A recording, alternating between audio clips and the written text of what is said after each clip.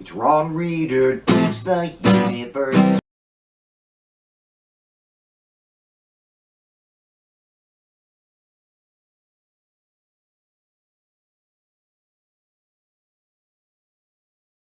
I'm Ron Reader, and this is Ron Reader Digs the Universe, and tonight, extrauterine children and the GOP egg face.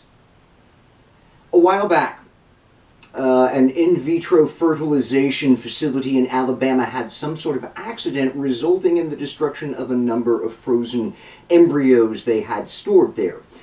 Generally, IVF procedure requires creating multiple fertilized ova, which greatly increases the chances for implantation and a successful pregnancy.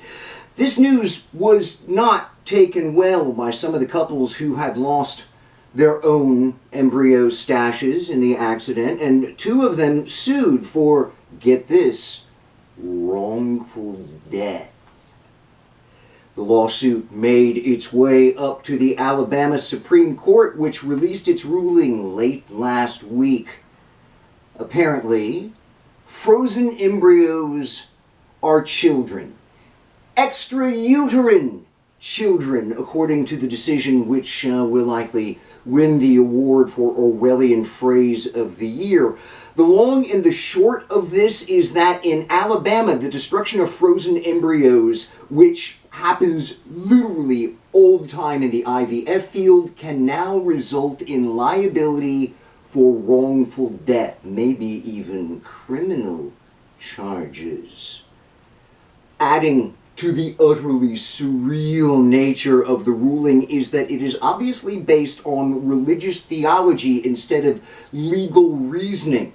In his concurring opinion, Alabama Supreme Court Chief Justice Tom Parker cited the Bible, calling the destruction of frozen embryos an affront to God.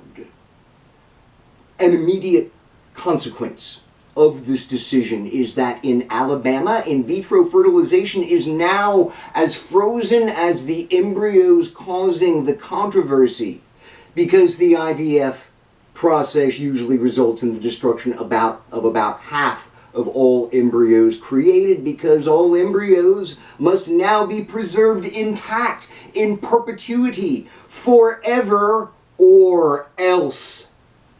There's just no way you can do IVF now in Alabama without running afoul of state law. Obviously, this has fucked over a lot of people, doctors and patients alike. Nobody in Alabama can do IVF now. Now, ordinarily, Republicans like to double down on this shit. You don't like the way that we're making the government interfere with the most intimate details of your personal life? Too bad. Embryos are babies, so we get to control you, you bunch of sluts. But they're not doing that this time. The outrage about this Alabama ruling is so utterly bipartisan in nature that Republicans have egg on their faces with their own party. They are running away from the Alabama State Supreme Court like their lives depended on it. The state's attorney general has pledged not to take action against anyone, and the legislature is already drafting a bill that would guarantee access to IVF treatment. But it's not just Republicans in Alabama. Trump has criticized the ruling, as has Nikki Haley. But this whole sort of blowback response from Republicans, it's just one big wacky contradiction, a sort of self-own. Most of them by now have embraced the once extremist life begins at conception point of view. Their current support for in vitro fertilization and the consequent destruction of tens of thousands of embryos, however, seemingly makes it just fine to commit mass murder as long as the babies are already outside the womb, you know, as in it's okay to kill these babies over here, but not these other babies over here. It's total bullshit. And there is only one conclusion a fair-minded observer can make. Conservatives don't really believe their own abortion rhetoric.